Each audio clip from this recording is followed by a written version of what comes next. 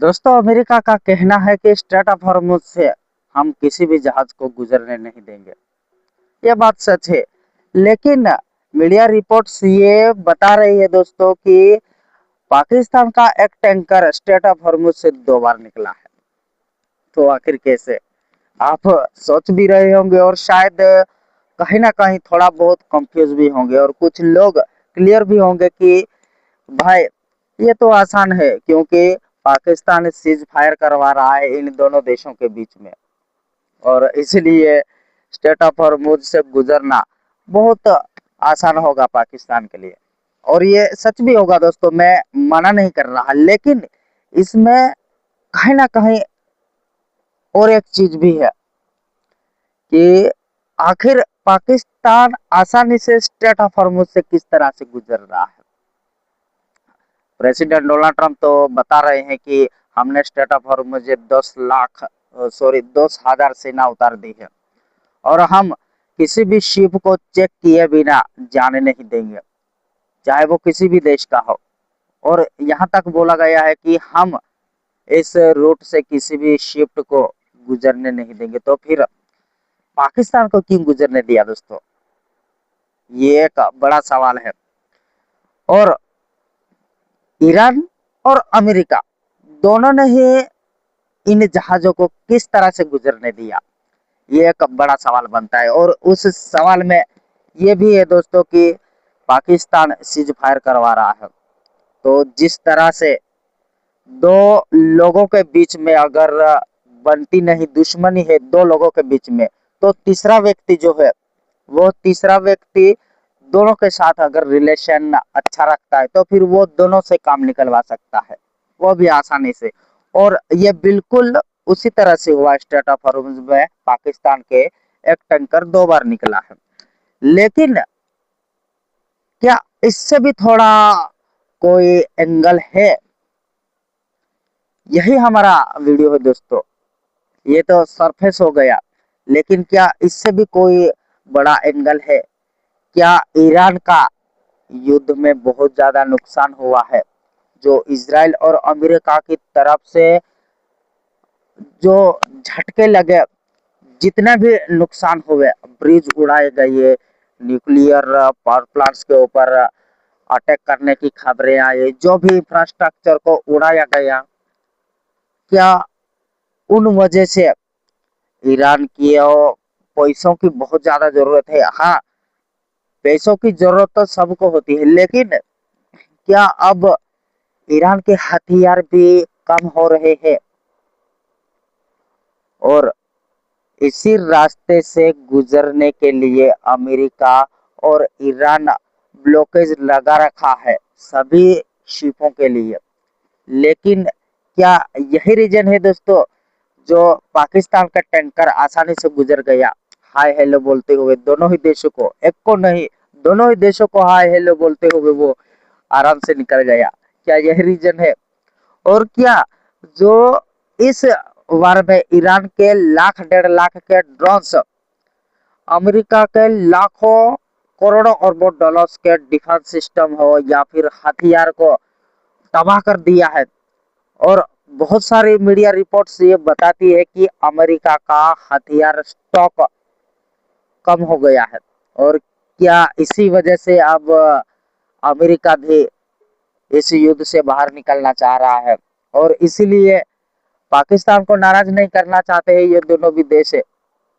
अगर वो रुकवा लेते, चाहे वो ईरान हो या फिर अमेरिका, उस टैंक को अगर रुकवाते, तो फिर कहीं ना कहीं उनकी जो प्लानिंग है इस युद्ध से बाहर निकलने की, उसके ऊपर थोड़ा बहुत इफेक्ट तो पड़ता है। क्योंकि पाकिस्तान को अगर नाराज किया जाता है इन दोनों ही देशों से, तो फिर पाकिस्तान कहीं ना कहीं दोस्तों वो चुप रहता और मजा लेता इन दोनों ही देशों के युद्ध को। मजा किस तरह लेता? वो बोलता, डोनाल्ड ट्रंप पाकिस्तान को बोलते कि यार हमारा सीज फायर करवा दो, कुछ बात तो करो। लेकिन आसिम मुनीर बोलते हैं देखते हैं यार, सोचते हैं क्या होता है।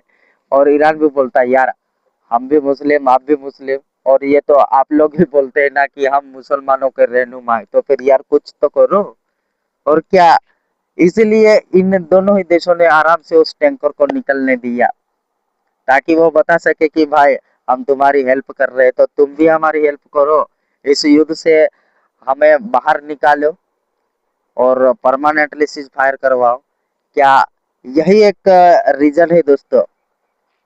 या फिर जो इजराइल को अगर कोई टक्कर दे सकता है तो फिर वो एक ईरान है, लेकिन ईरान की हालत भी अब इस वार से थोड़ी नाजुक हो गई है। तो अब इससे बड़ा अगर कोई खिलाड़ी है तो फिर वो पाकिस्तान है। तो क्या ईरान पाकिस्तान को अपने कंट्रोल में लेना चाहते हैं?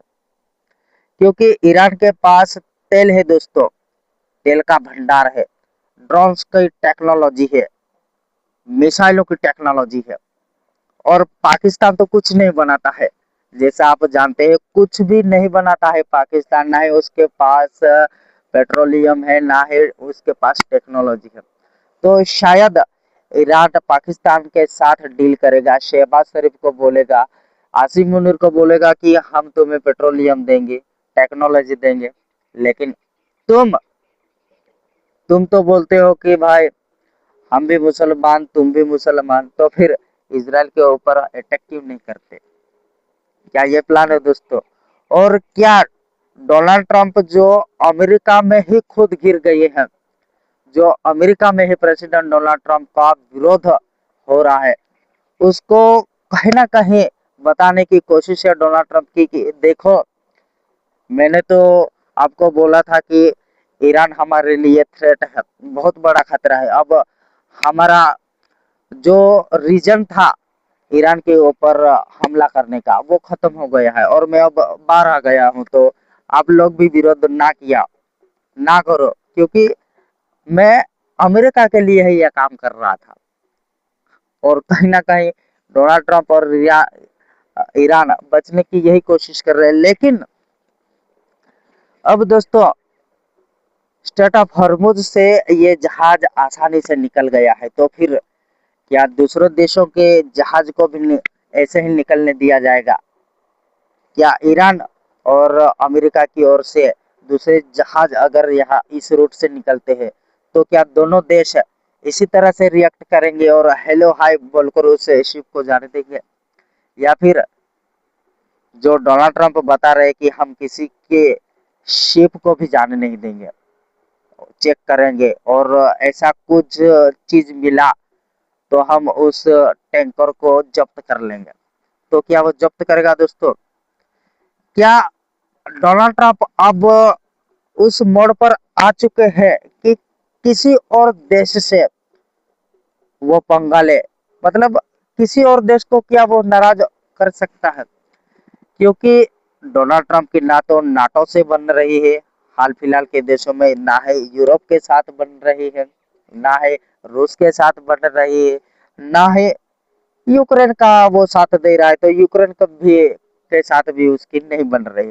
तो क्या सिर्फ यही रीजन रह गया है कि अब इस युद्ध से किसी भी तरह से बाहर निकला जाए? लेकिन अब इसका इफेक्ट ये होगा दोस्तों कि दुनिया सोचेगी हम भी निकलें, और अगर वहां से ईरान तो शायद नहीं बोलेगा दोस्तों, क्योंकि ईरान ने ये बोला है कि हम उन्हीं कंट्री के शिप्स को नहीं गुजरने देंगे जो अमेरिका और इजराइल से ताल्लुक रखते हैं। तो क्या अमेरिका उन जहाज को रोकेगा और रोक कर क्या उस देश से अपना इमेज खराब करेगा, या फिर उस देश का विरोध सहने के लिए तैयार है प्रेसिडेंट डोनाल्ड ट्रंप?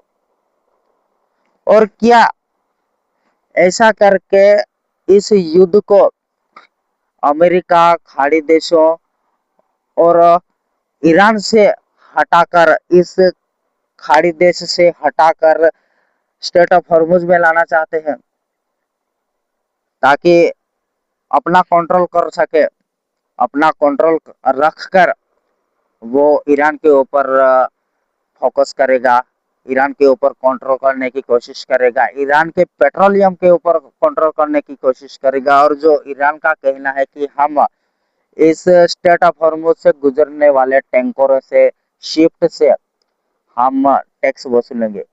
तो क्या डोनाल्ड ट्रंप भी यही चाह रहा है कि भाई ये तो एक बहुत बड़ा और बहुत ही अच्छा आइडिया है, मैं तो डॉलर के पीछे भागता हूँ और इसलिए ऐसा करता हूँ कि मैं भी स्टेट ऑफ हॉर्मुज को कंट्रोल कर लेता हूँ और ब्लॉकेज लगा देता हूँ। क्या यही रीजन है दोस्तों, या फिर इसके पीछे कोई और ही प्लानिंग चल रही है? और क्या हमें भी इस वार को अब सीज फायर आगे बढ़ाने के लिए कोशिश करनी चाहिए दोस्तों? क्योंकि अगर पाकिस्तान सीज फायर करवाने की कोशिश कर रहा है, चाहे मुझे लग रहा है दोस्तों, ये मैं मेरी बात कर रहा हूँ, मुझे लगता है कि डोनाल्ड ट्रंप ने पाकिस्तान को पैसे दिए हैं, आसिम मुनीर शहबाज शरीफ को डॉलर दिए हैं और बोला होगा कि ये लो यार, कुछ डॉलर ले लो और अमेरिका में हम तुम्हें कुछ जमीन अलॉट कर देते हैं और इस वार को सीज फायर करवा दो। क्या यही रीजन हो सकता है दोस्तों?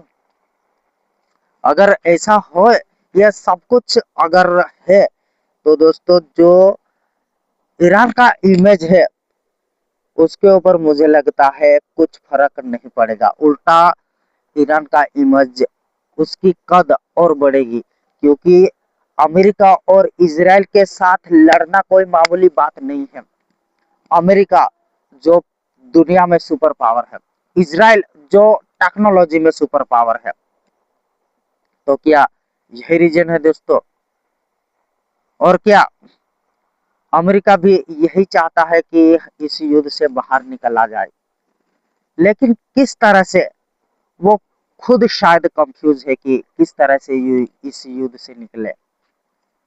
और अगर इस युद्ध से वो आसानी से निकल जाते हैं बिना कुछ अपने फोकस या अपने रिजल्ट लिए, तो फिर दुनिया क्या कहेगी अमेरिका को कि यार डोनाल्ड ट्रंप तो बोल रहे थे कि स्टेट ऑफ हॉर्मुज को हम ब्लॉकेज करेंगे, कंट्रोल करेंगे, फिर हमारी इमेज जो पूरी दुनिया में है वो बरकरार रहेगी और इस युद्ध से हम आसानी से बाहर निकल जाएंगे और पूरी दुनिया को बोलेंगे कि देखो हमने जो बोला था वो करके दिखाया है। और इसलिए अब हमारा जो काम था वो तो हमने कर लिया है, अब इस युद्ध में रहने से कोई फायदा नहीं, हम इस युद्ध से बाहर निकल रहे हैं। और शायद शायद ये दोस्तों इन दोनों ही देशों की यही रणनीति है कि किस तरह से इस वार से बाहर निकला जाए। क्योंकि ईरान भी अब मुझे लगता है कि आगे और ज्यादा इस वार को नहीं बढ़ाना चाहेगा। हालांकि ईरान की तरफ से झुकने का कोई नाम है, कोई मीडिया रिपोर्ट ही नहीं आ रही है। मतलब मीडिया रिपोर्ट क्या कहेगी, करेगी दोस्तों?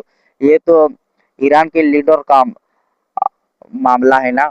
ईरान के लीडर अगर चाहेंगे तो सीज फायर होगा, नहीं चाहेंगे तो फिर नहीं होगा। और ईरान के लीडर ये साफ बोल चुके हैं कि हम अमेरिका से नहीं डरते, हम डोनाल्ड ट्रंप से नहीं डरते, हम तब तक लड़ेंगे जब तक हमारे अंदर जान है।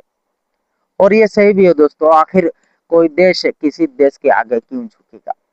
लेकिन डोनाल्ड ट्रंप भी अमेरिका का प्रेसिडेंट है और उसका एक कद है, उसका एक इमेज है, जो प्रेसिडेंट पद का इमेज है, जो अमेरिका का इमेज है, वो आखिर अमेरिकन लोग उस इमेज को खराब क्यों करवाएंगे?